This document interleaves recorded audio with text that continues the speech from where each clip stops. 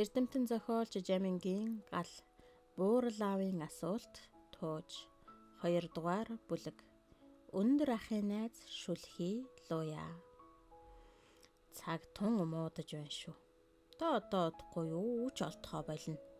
Ам руу хаях жаахан юм хоош урагш нь хийж байсан хүн л хочих байх. Юмар юм хий. Ариглаж хямгадъя гэж санах бас ховор болч. Та энэ ч ер нь сайн нэг ор биш дээ. Урдын буянтай улс ямар байв да?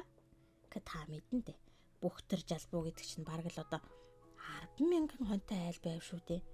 Гэтэл тэр өвгөн ямар айхтар хатуу хүн байсан гэж санана.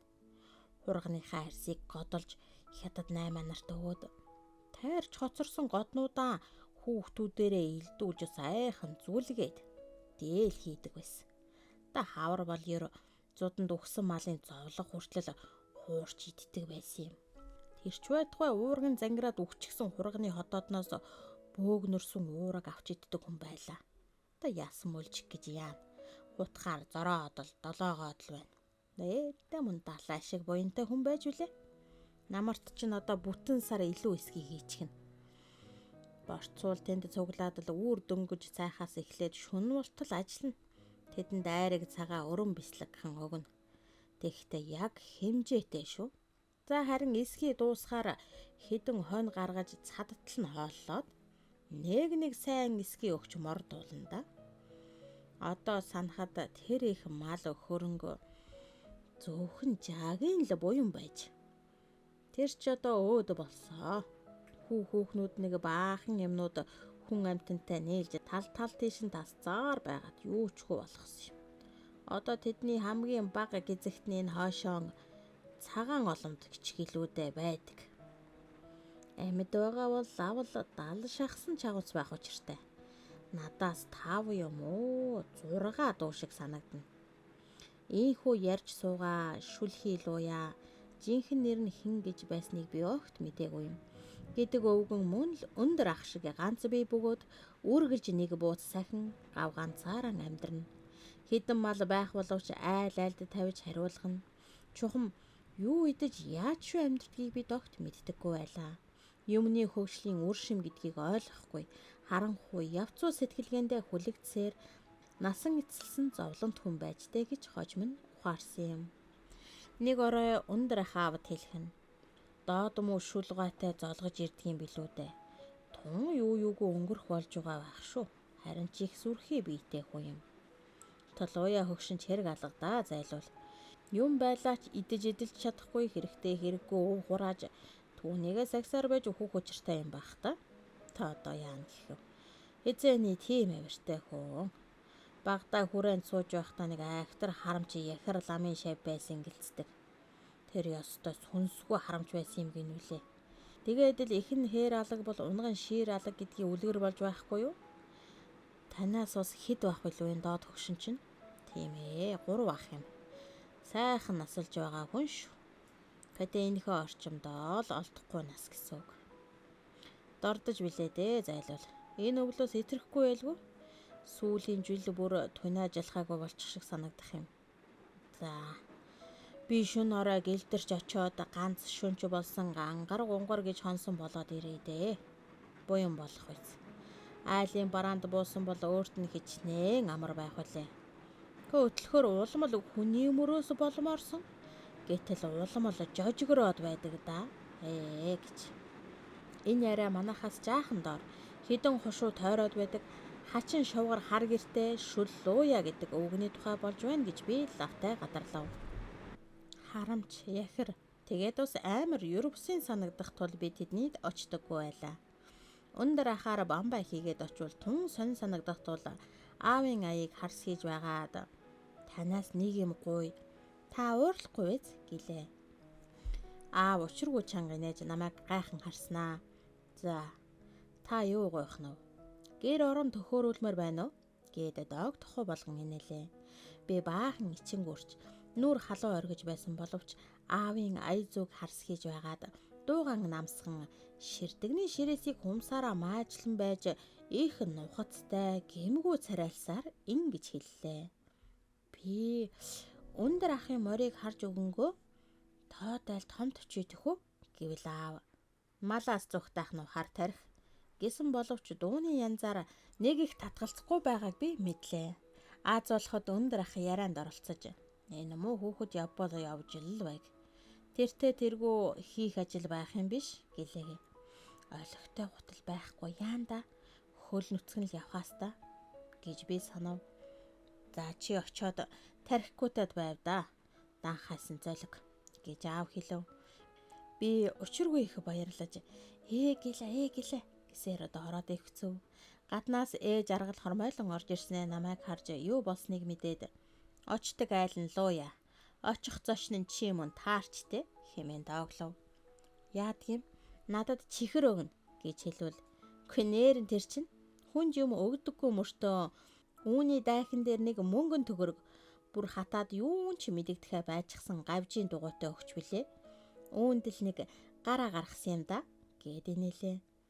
Гавжийн дугуй гэж өндөр ах гайхав. Тэгэлгүй яах вэ? Яг ёсоор. Хүрээ хийдэд сууж байхдаа л аваад хураачихсан байх та.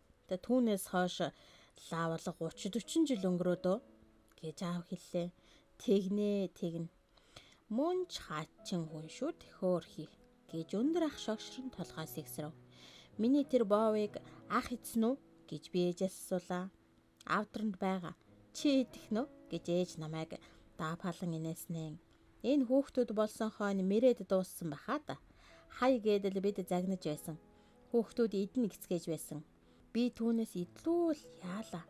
Ямар амттай юм байлаа гэдгийг нэхэн санах гээд юурч чадсангүй. Нөгөө мөнгөн төгрөг санаанд орж лууягийн өгсөн мөнгөн төгрөгийг яасыг гэлээ. Чамайг том болоод гэрлэхээр чинь сайн мор авах санаатай хадгалчихсан гэд аав инээлээ. Морь авч болдгийг бодоход их л том юм өгчтэй хэмээн бодож би өөрийгөө ойр тогтохгүйгээр баян болчихсон мэт баясан байв. Урдын цагт бол их л мөнгө шүү. Шилдэг 90 хоноо 2 төгрөг 50 мөнгө байлаа.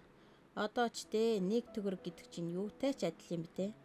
Харин тийм мөнгөн төгрөг чинь гаасны цохиур хийхдээ харин цоордоггүй тун зогсон ид байгаа юм да гэж аавыг ярихад миний урам хугарлаа. Гэсэн ч өндөр ахтай айлд очно гэсэн баярт бодол миний санааг эзэмсээр байлаа.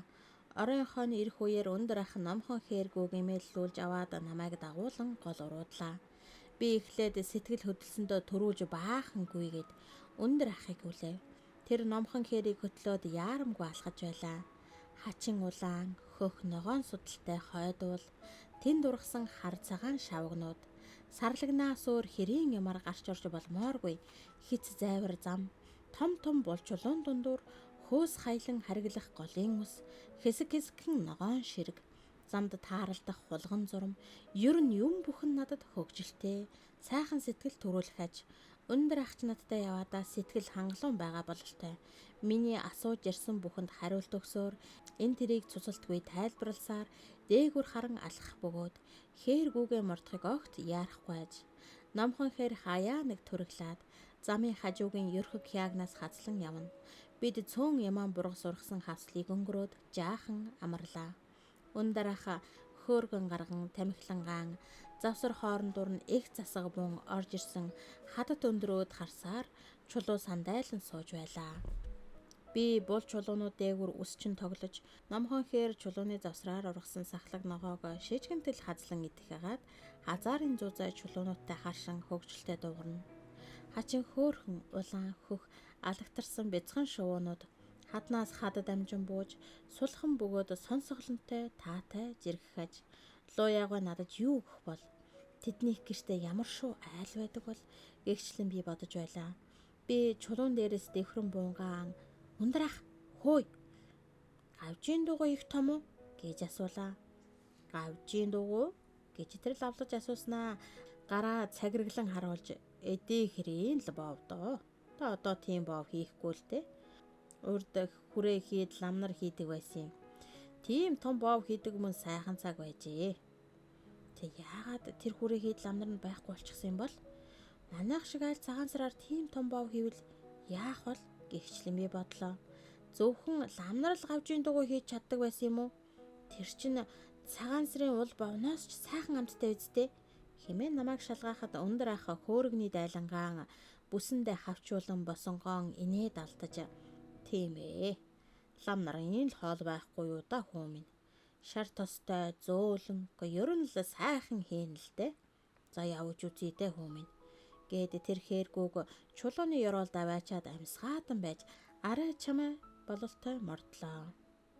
Хүү минь дагаад үгээд бай. Тэ хөлтэй гартай хүүхэд заавал сундалж энийг зовоогоод юу хийх вдэ гэхт нь. За гэд би чулуу дамжингүй. Үнэндээ би тэрийг дагах биш харин дагуулan явсаар хаддах шүү тойрч очвол луу ягван бараг тас харанхтэйгэр харагдлаа. Өвгөн гэрийнхэн гадаа бүх цээж суугаад ямар нэг юм оролдож харагдана. Би чулуу сандайлж өндөр ахыг хүлээлээ. Тэрээр миний дэргэд ирээд мэндэл байгаа юм байна зайлвал. Жожиг хүн гэж хэцүүж юм да. Тэ ингэж байгаад хүний бараагүй өөхөх үедээ. Тэ мааны байтмайх. Гэж шивэгнэв.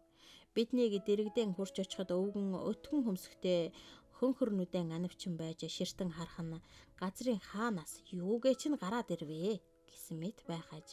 Өндөр ахаа бууж хөгшин хэрэн гэрийн бүсэнд цул буураар нь хавчуулахад өвгөн наад морион цааш нэг юм. Орон гэр татчихна гэж сөөнг хятансан дуугаар уцаарлан хэлв. Өндөр хоогт дуулаагүй юм шиг цул буураараа гэрийн дэд бүсийг хэд ороож хавчуулаад юудан булгаа ганзасаж ханцууга буулган түүний дэргэд очиод за таны би ямархан сайн байна уу гэж их л ёсорхоо байдалтай золгов. Луу ягва золгохдоо ямар нэг юм хэлсэн боловч юу гэснийг нь би мэдэж чадсангүй. Түүний хачин хавдартай юм шиг унжсан хазар унжуу хамар хэрийн хүнд байдаггүй өтгөн урт хөмсгсэлт царайны хар хүрэн өнгө бүгд л нэг эвгүй сэтгэл төрүүлэх хагаад дуун хүртэл амьд хүнийх мөн үү гэж гайхмаарэж. Гэвч дэргэд өндөр аха байгаа учраас нүцгэн хөлөөн зөрүүлээд хинэггүй харж зогслоо. Лууя гоо чи чин намжигуу да гэж асуухдуу алдахын хоорондор хилээд хэсэг төгдөрснээ. Одоо чамайг чинь байз өнгөрсөн хавар хэн хэллээ дээ. Хэн нэг нь шурахчлаа гэж хэлсэн санагдах юм гэв. Та сур илдээдэлэг ялалзаж байхад би юу боллоо гэж тэгэх хүлээ дээ. Хэмээн өндөр ах инэв. Өндөр ахын нэрийг намжиг гэдэг юм байна шүү дээ. Мэдээ давлаа хэмээн бодож байв. Гэрийн эзэн нээрэн сур цохиж суусан аж. Түүний дэргэд өөрийнх нь гар хуруутай адилхан тас хар өнгөтэй хэсэг молцгор сур мүлгэр хавтгайчлуу элэгдээд бараг бөөрөнкий болчих төгсөн муу алах эвтэн. Өндөр ахаа дэрэгдэн суугаад хөөргөө гарган тамхилангаа үгүй нэр суралдаж байх гэж үүгээр та юу хийдэг байна да гэж шогшрлоо. Лууя хамар өдөө тамхи сорж ханаалган байснаа. Зүгээр суухаар ганц хоёр чөдрийн сур илдээд авбал төлөг борлонгоос ч болтугай үгэн шүү дээ. Миний овоо хойч нь гол өгсөж уруутсан амтны улаан зам дээр байдаг болохоор хөл тасрах гэж байхгүй. Хоол ундаж огт тэсдэггүй юм гэлээ. Ингэж бие зовоож суух гэж тэ та. Би тантай хууч хөөрч ганц хонох гэж ирсэн юм. За гэртээ орооч дээ гэж өндөр ахыг хэлээд манай үгэн нусаа татан дороо хэсэг хавчснаа. За тгий дээ гэж уйлах гэж байгаа юм уу гэмээр хачин дугарлаа. Тэрээр тун яарамгүй арай ядан хөдөлж алах сур хоёрон аваад амьсгаадж яолсоор өндийлөө. Гэрэн ч мөн эзэн шигээ ерөвшийн байдалтайж хоймор талдаа дөрвөн тас хар авдартай хагаад миний л үтсэн хар авдарнуудаас арай өөр харагдахын гадна хэлбэр хийцэн ялгарах аргагүй адил байлаа. Зүүн этгээдийг нүүрний будаг хавхарч бараг хуухай болсон модон ор эзэлж түүн дээр хитэн хуучин дээлсэлтхэн ундуй сундуй хурааж тэнд эндгүүгээр цоорж навсайсан шар цоохор тэрэмний тасархаагаар бүтээсэн нь зүүхэн нэгэхэн хэсгийг л хааж хүрэлцгээж баруун биеэр ердийн хунц химээх тэнгийн арга чиг арга сэлтийг хид хидээр нь зэрэгцүүлэн тавьж ер юу болох нь мэдэгдэхгүй зүйлсээр дүүргэн дээр нь эсгийн нафтас арьс нэхий сэлтийг бараг үнэндээ тултал хураажээ. Утаа тортогт идэгдэж гэлгар болсон үннээсаа бараг ялгарахгүй шахам өнгөтэй цавгнын энэ тэндээс аалзны шүл саятай цацгарсан хар юмнууд унжихаж гурван тотгод цүүцгэр жижиг тулган дээр нь хоньны шаант боловч хугалж чанамаар жижигхэн хумбон тоогоо тавиатай байна. Тэнд нь ямар нэгэн порхийн буцлах бөгөөд яахан алдтал хуршсан махны үнэр аятай юм гарна. Тэр тулганыхаа зүүн буйд дэвссэн азсаг дээр цөмцийн суугаад галаа шилгэн харганы хідэн мөчөр нэмлээ. Түүний хөдөлгөөн нь хизээ нэгэн цагт юмд яарч үтсэн болоо да гэмээр байгаагаад байн нусаа татна. Шүлхий биш нусгай хүн байна шүү дээ гэж би саналаа.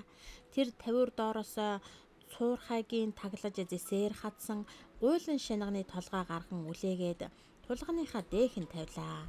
Хоолоо гаргах нь гэдгийг би гадарлаж чухам юу байдаг юм бол хэмээн шохоорхож байв. Гэтэл тэр нь өнг алдаж таасгаар болчихсон хэдийн ширхэг борц байв. Ийм хөгшин мөртлөө яаж борц таадаг байна гэж би өндөр ахад шивгэнэв. Гэрийн эзэн миний юу хэлхийг дуулсан бололтой над өлийн харахад би ширвэтэн эвгүй болов. Ийм ч ямаар хоног төөрүүлж байх гэж та. Хэмээн өндөр ахыг хэлэхэд тэрээр тун их дургуутсан бололтой ярвааж бөгшин ханааснаа. Харин ч шүлс гаргах юм олдож байгаа нь их юм байхгүй юу гэж хэлв. Өндөр ах түүнд дуулдахгүйгээр сулхан шогшорлоо. Тэгээд лууягай дорон эргэж тавиур доогуураас жижигхэн элгэн тулгамтай юм гаргаж ирэв. Тэр нь гурил байсан бололтой. Уутны амыг тайлаад доош нь сайн сэгсэрснэ. Тас хар моног хуруугаараа чимхлэн шүлэн дээр үрээд жижигхэн зис салбгаар хутгалаа. Луя борцноос нэгийг авч өөрийнхөө өмнөх өнгөртэй модон тагшинд тавиад бусдыг нь өндөр ах руу хандуулж "За наатахаасаа зажил да. Хүүхэд яах вэ? Шүл уун биз" гэлээ. Би хийх юмаа олж ядан холхиж гот сони юм шиг харагдаад байсан хар авдарнуудын нэгийг хумсаараа майжин шинжив. Гэтэл тэр нь булгаараар битүү бүрээстэй байхаж "Пөөх, эн чинь мод биш байх шүү дээ" гэж би өөрийн ирэхгүй дуалдлаа.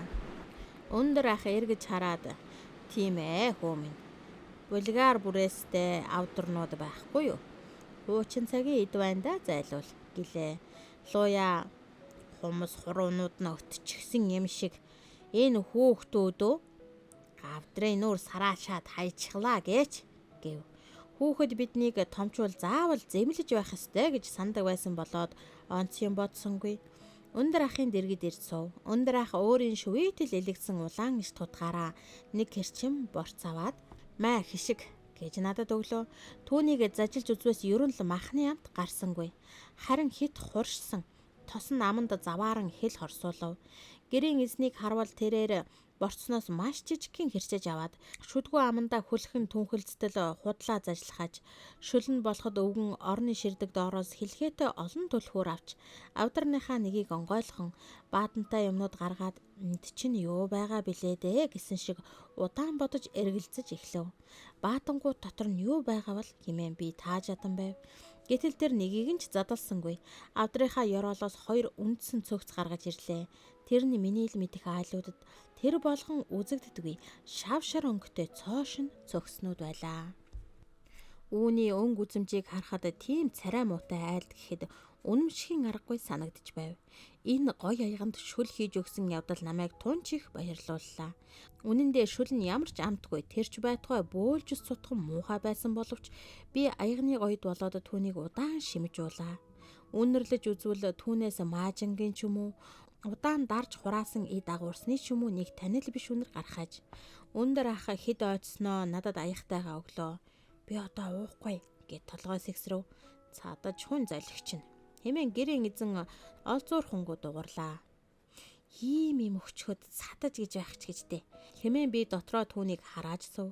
Өндөр ах "За да надад ч шүл нэг их зохиж шингэхгүй болоод байгаа юм шүү. Өтөлнөө" гэж хэмээн хэллээ. Луя түүнийг сонсоогүй юм шиг нусаа татсаар хар аягтай шүлэн хүрчгэнтэл сорон уусаар байв. Яах гэж наашаа ирлээ хэмээн би дотроо харамсан сув. Луя шүлөө ууж аягаа долоосноо өндөр ахын үлдээснийг харж "Хайрын хоол. Асгах ч одоо буяндам уу ямаа да" гэд өөрийн хар тагшинд хийж хоошин тавив. Өндөр ах их л цатгалан байдал харуулах гэсэн бололтой хийх ихрээд хоол унд зохих нь ямар байна да гэж түүнээс асуув. "Гайгүй л байна. Тэгээд энэ амтантай адил гидсээ тийртэл идэх биштэй би" Цаг муудаж түмний буян барагдаад ирэхлээр амьтны идэж хүртэл ихэддэг юм байна шүү дээ гэж тэр хэлв. Өндөр ахаа юу гэж хариулах вэ гэж бололтой хөөргөн гаргаж тамхилангаан цаг төрч харин сайхал болж байгаа юм биш үү? Урдын балар цагтай зөөрлөх юм алгаа гэлээ. Нүгэл чи чинь хуучны хүн байж гэснээ тэр өврөөсөө шар хуван ирэх гарган майн уншиж эхлэв. Тэгингээ нүдэ анаад үгээ зөөж тавьсаар хэлсэн нь. Бурхан номч алга. Яс төрч алга. Юмны яс чанар хүртэл болж гүйцэж шүү дээ. Цөвүүн цаг ирнэ гэж манай багш хэлдэг байсан юм. Бурхан гурван эрдэм минь. Яс түүхээр л болж байгаа хэрэг байх та хөөрхий минь. Юм улам ховордож хүн гэдэг улам үрлэгэн болж эцэстээ нэг цагт бүгд турж өгцгэх учиртай юм гэдэг. Тэр цагт чийгэн дээр шавсан ялаа батхан шиг л хоол ундан дээр овоорцгох номтой юм да. Хэм идэхв насаалд. Хуучин ч номгүй, шин ч номгүй над шиг харин ч амар юм уу да гэж өндөр ах хэлв. Луя түүнийг нэг их хайхарсан шинжгүүгээр юм ховордож цаг муудаж байна. Ариглаж гамнуул аминд орно гихчлэн ярих бөгөөд түүний үг надад тэр болгон сайн ойлгогдож өгөхгүй байлаа. Нээр нь турж өгөх хэрэг гарвал яана. Тэр нь хизээ болдог бол хэмээн би дотроо хайж байв. Тэгсгээд л тэдний яриа завсарлаж өвгөд дуугай болцгов. Энд яаж унтнаа гэж бодогдож би хармаар байна гэж өндөр ахад шивгэнэв. Нохой доо. Тэгнэ тэр. Нэг их хэрэгтэй юм шиг л хүн дагчхаад гэрээс гарч үтсэн юм биш аргачгүй бахаа да гэж өндөр ах хэлв. Харин игнэ гэж гэрийн эзэн лавлаад тэгвэл эртхэн л явсан дээр бах та. Нэр манад хучлага дэвсгэр муутай хэцүүл болно доо. Гэхэн биднийг нэг их ойшоохгүй байгаа нь элт. За тэгвэл явхаас та. Уул нь үүнийг үгүй бол би тантай ярьж хөөрч хонох гэсэн юм да гэж өндөр ах хэллээ. Үүний хариуд гэрийн эзэн юу ч хэлсэнгүй. Майнын эрхээ эргүүлэн суух бөгөөд муудаж салбайсан элгэн дээлийн ханцуу чижигнэн хөх буурал өстэй толгой нь үлэмэдгхэн дохилцсон. Өндөр ах өврөөсөн ам даавуу жижигхэн цаасанд боосон юм гаргаж түүнд бариад май хөгшөө. Би ч гар цайлах юмар хомсох нь л явна шүү гэв. Луя өндөр ахын нүүр гардах юм хоёрыг ээлжлэн харсаар алгуурхан өндөж бослоо. Тэрээр бэлгийг авангаан даавууг нүдэндээ ойртуулан харж цаастаа ямиг үнэрлэж үзээд Орос чиркрадсуу гэж асуулаа. Биш ёстой шар тамхины хог байгаа юм. За байц. Хүний бэлэг авчихад яах вилээ дээ гэж өвгөн харамсангүй хэлэх нь өндөр ахын бэлгийг хариугүй буцаагаад өгчихнүүдээ гэмээр харагдав. Яах вэ? Би ер нь хүүхдүүд дээр ирсэн юм. Дараа сүулт гэж би гэлээ.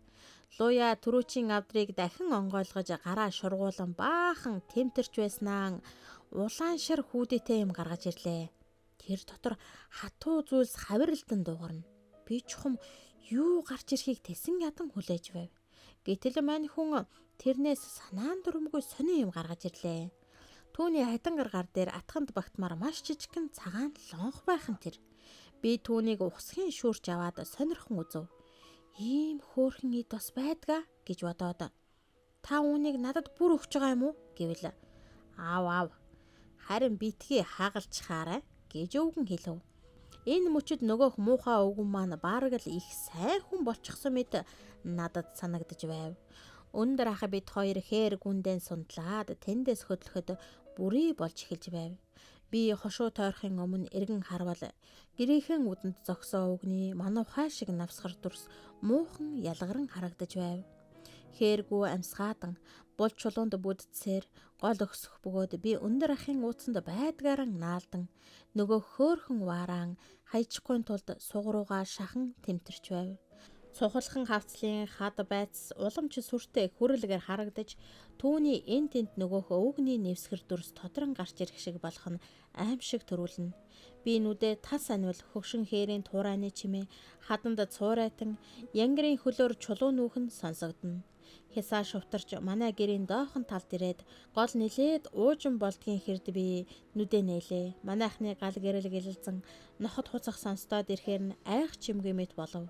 Өндөр ах мэгзэн бололтой юм гөвтнөн уншиж байснаа болоод хоолойгоо засаж чүү хэмээн давирч эхлэв. Шулгаач нь сайн хүн үү, муу хүн үү гэж би түүнээс асуулаа. Мэдэхгүй дээ хүү минь гэж тэр хэлээд яагаад ч юм санаа алдлаа. Ер нь нэг олигтой хүн биш байх нь гэж би дотроо дүгнэлт хийв. Биднийг очиход манайхан яагаад луяагун тоноогүй учрыг асуувал тэг яах юу байх вэ? Энэ золигч нь харин нэгээд гэж өндөр ах бурууг над руу чихв. Наад мууга юунд дагуулсан юм? Муу баасыг тэнд нь хайчаад ирэхгүй гэж ах хэллээ.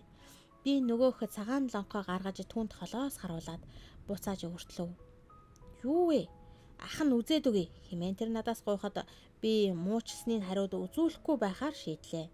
Гэвч тэр хомроор тойрч ирээд намайг барьж авлаа. Би орилж ярдаглан ноцголдов. Юу юм бэ тэр чинь гэж ээж асуулаа.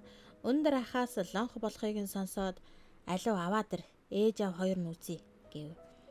Ямар хөөрхөн юм бэ? Энэнд ч одоо юу орно вэ?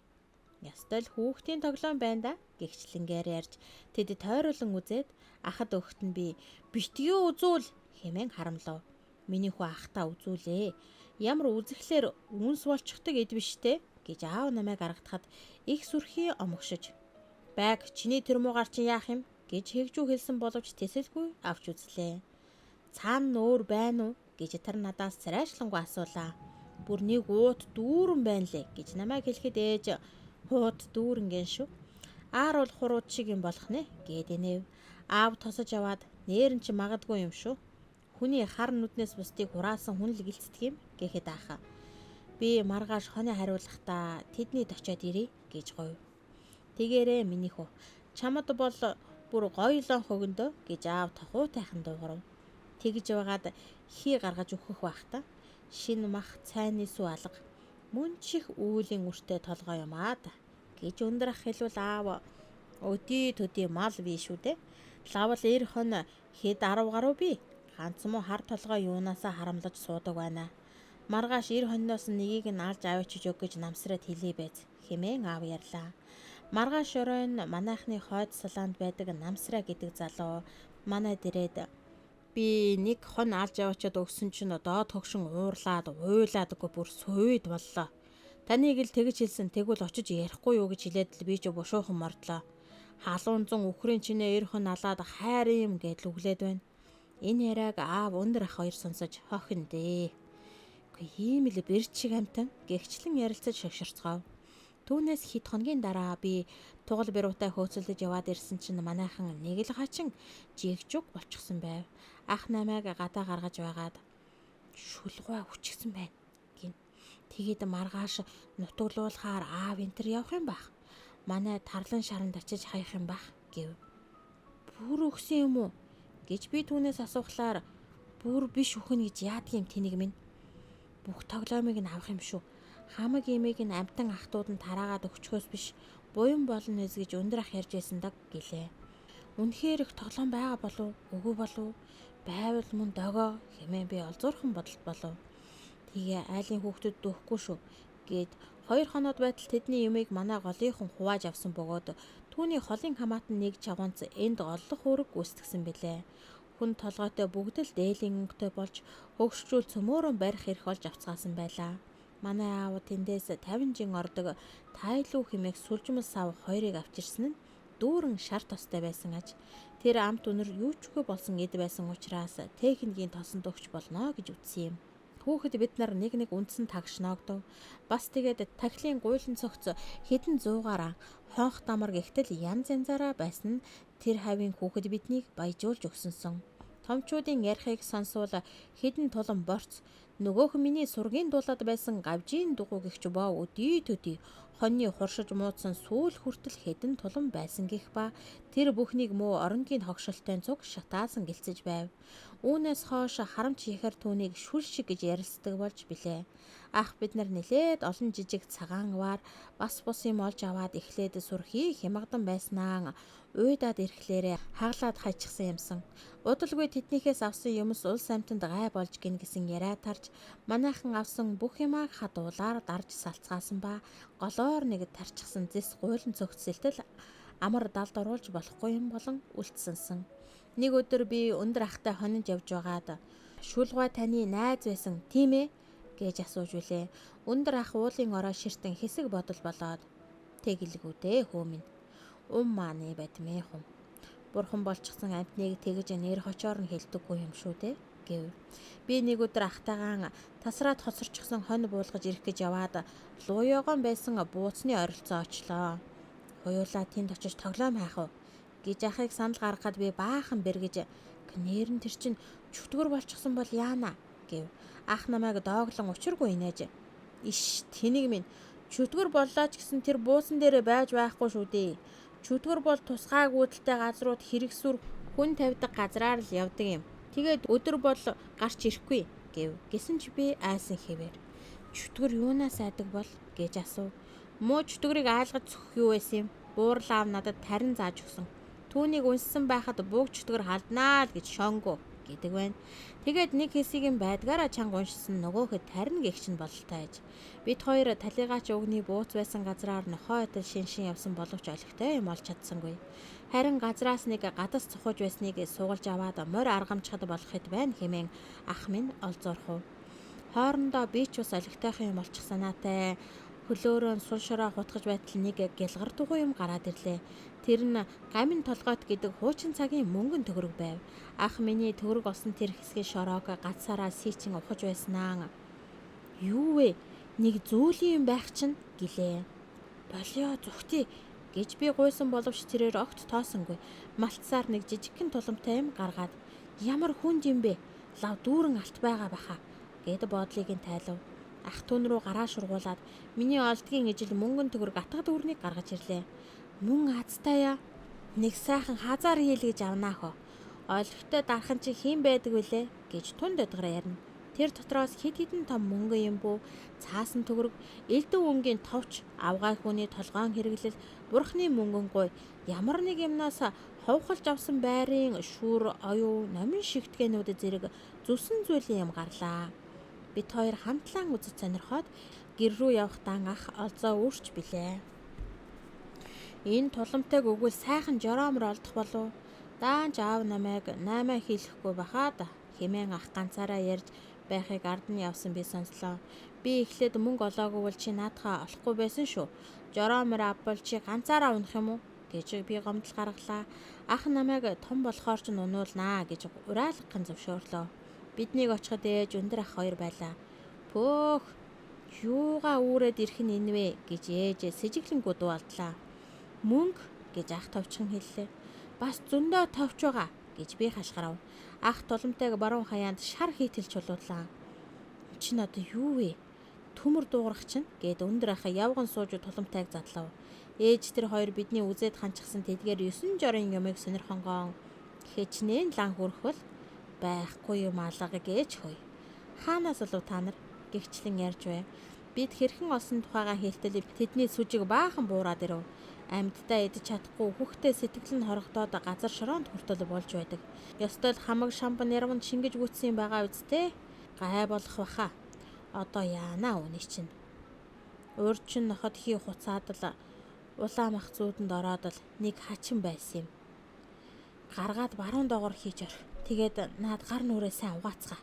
Аав чинь ирээд өчрийг нь олно үз. Бидний гараа угаагаад орж ирэхэд өндөр ах арц унгасгаж ариуллаа. Оройхон хэрд аав нэг танихгүй хүнтэй хамт ирэв. Энийг хараад л албаны томилсон хүн байна да гэсэн санаа аянда төрлөө. Бидний огт үзээгүй савхин гутал бүдүүн гуйтай өмд сэлт өмссөн энэ хүн цаанаа л амар сүртэй харагдаад байж билээ. Мал сааж байхдаа ээж айлын авгаа нарт гадаадд сургууль төгссөн ёстой улаан эрдэмтэн хүн юм гинэ. Аймгийн яамд аль паадаг юм байх. Фронтод өгөх бэлэг цуглуулж яваа гин гэж ярихад миний таавар хоосонгүй байсан нь мэдэгдэв. Тэгээд юу аавна гэж байна? Хэмээнийг авгааг асуухад мөнгө төгрөг мал ноос юу өгснийг нь л авах юм бахаа. Одоо юугаа өгдөг вүлээ гэж авгаачууд өглөж байхад тэгсгээд болох байлгүй дээ гэж ээж нэг учир тайхан хэллээ. Ах намайг нударч бит хоёрын олдгийг л өгөх гэж байгаа юм байна шүү дээ гэв. Аав маргааш нь миний хоёр хүүгийн хүчинд манай баг бэлэг цуглуулах талаар дээгүүр орохор боллоо шүү гэж билээ. Өндөр ах ээдээ ёстой муу ерийн хүн байж шүү. Дайнаа дарах гэж ядарч яваа улсад гай болохгүй л байгаасэ гэхэд аав улаан орс гэдэг чинь мантай адилгүй. Бидний шиг бөг чөтгөр бурхан тэнгэр гэж бэмгэнэхгүй гэсэн юм. Яагаад тэнд чөтгөр байдаггүй байна? Эсвэл цөмөөрөө ичтэй юм болов гэж би гайхаж билээ. Бидний санаа сэтгэлд бөг чөтгөр бурхан тэнгэр лус савдаг гихч үнэхээр амьд хүчин байсан болохоор миний тэгж сэтгэх нь аргачлгүй байсан биз.